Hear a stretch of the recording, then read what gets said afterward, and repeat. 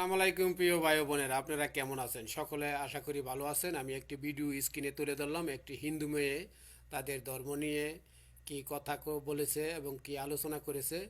আপনারা ভিডিওটি ধৈর্য সহকারে দেখবেন এবং কথাগুলি মনোযোগ দিয়ে শুনে যাবেন।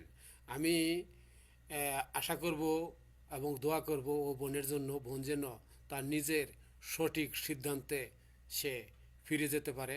আশা করি তার জন্য মঙ্গল কামনা হবে। ধন্যবাদ। আমি এখন ঠাকুরের কাছে পূজা দিছি।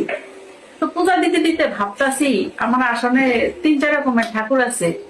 তো এত ঠাকুরের যে পূজা দিয়ে আমার লাভটা কি তা হয়, অনেকক্ষণ সময় নষ্ট হয়। তো পূজা দিতে দিতে ভাবতেছি যে আমি তো হিন্দু, তো আমরা দেশে অনেক ভগবান, অনেক ভগবান। যেমন বছরের শুরুতে গণেশ পূজা ব্যবসা বাণিজ্যের লেগা, তারপরে গাড়ি ঘোড়ার লেগা বিশ্বকর্মা, আনন্দ ফুর্তির লেগা দুর্গা, পড়াশোনার লেগা সরস্বতী, ধন সম্পত্তির লেগা হয়েছে লক্ষ্মী পূজা, তারপরে স্বামীর ভালো স্বামী পাওয়ার লেগে হয়েছে আপনার শিবের পূজা, শনি দশা কারণের লেগে শনি পূজা, বিপদ কাটানোর লেগে বিপদ নাশিনী। তো এরকম ভ্যারাইটিস পূজা তো আসই, হ্যাঁ, ও ভ্যারাইটিস ভগবানও আছে। তো বিভিন্ন জায়গার ভিতরে এই পূজা, এই মেলা, সেই পূজা, সেই মেলা, সেই উৎসব, বছরের শুরুতে বছরের শেষে কোনো না কিছু থাকে। উপরন্তু আরো যেটি আছে, এটি হচ্ছে এই গুরু, দীক্ষা গুরু, শিক্ষা গুরু, মানে এমনে গুরু হেমনে গুরু আছে, বৈষ্ণব আছে, সাধু সন্ন্যাসী আছে, মানে কোনো কিছু বাদ নাই। এরপরেও এত কিছুর পরেও সব ভগবানের, সব সাধু সন্ন্যাসী, সব বৈষ্ণবের যত রকমের চাহিদা আছে পাবলিক পূরণ করে কোনো না কোনো ভাবে। কিন্তু এরপরেও আমরা দুঃখ শেষ হইতেছে না। তার মানে কি বুঝাইতাম চাইতেছি গন্ত, মানে যত ভগবান আছে এটি দিয়ে আর এখন হবে না, মানে ভগবানের অনেক বেল গেছে গা। এখন আমরা যে ধরনের দুঃখ, এই ধরনের ভগবান লাগবো। তো এই যে ভগবানটি লাগবো, এটি বানাইবো ওই আইব কৃত্তিকা, বানাইবো কে? আমনে আর আমি ওই, ঠিক না? আপনি ভাবেন না, মানুষের ভগবান বানাইছে ভগবানের ধ্যান ধারণা করণের লেগা, আর মানুষ কি করছে উল্টা মাটি দিয়া ভগবানের মূর্তি দিয়ে আকার বানাইয়া, মূর্তি বানাইয়া, সুন্দর করে ডেকোরেট করে মূর্তি বিক্রি করে দিতেছে।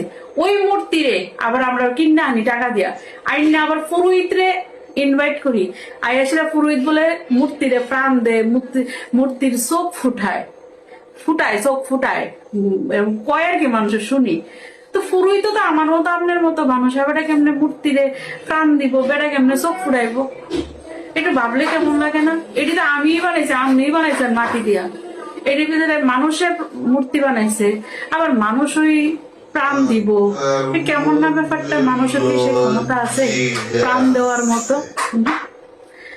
প্রাণ ঈশ্বরের দান, ঠিক না? প্রাণ ঈশ্বরের দান।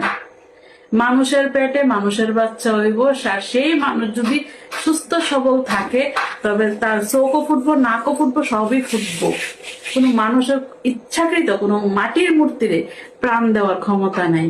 মানুষ জানি না কেন এই সংস্কারগুলো সমাজের মধ্যে তুলে ধরতেছে, বা আগের দিকে আছে এটি, প্রাচীন কাল থেকে আছে এটি, মানুষ আমরা ফলো করছি, আগের মানুষও ফলো করে, আমরাও ফলো করতেছি, হয়তো আগামী প্রজন্ম, এরপরের জন্ম, সব জন্মই ফলো করব। কারণ কিছু কিছু জিনিস আমরা চেঞ্জ করতে পারতাম না, কোনো সময় পারতাম না চেঞ্জ করতে। তো এটা আমরা অবলম্বন করতে হবে, মাইনা নিতে লাগবো, এটি করতে লাগবো, ঠিক না? এটা পাশাপাশি দেখেন যারা মুসলিম, তারা একটাই ভগবান আল্লাহ। যারা চাং মাং ফাং করে, এরা একটাই ভগবান বুদ্ধদেব, তারা মানে। আর যারা খ্রিস্টান, তারা যীশু খ্রিস্টই মানে।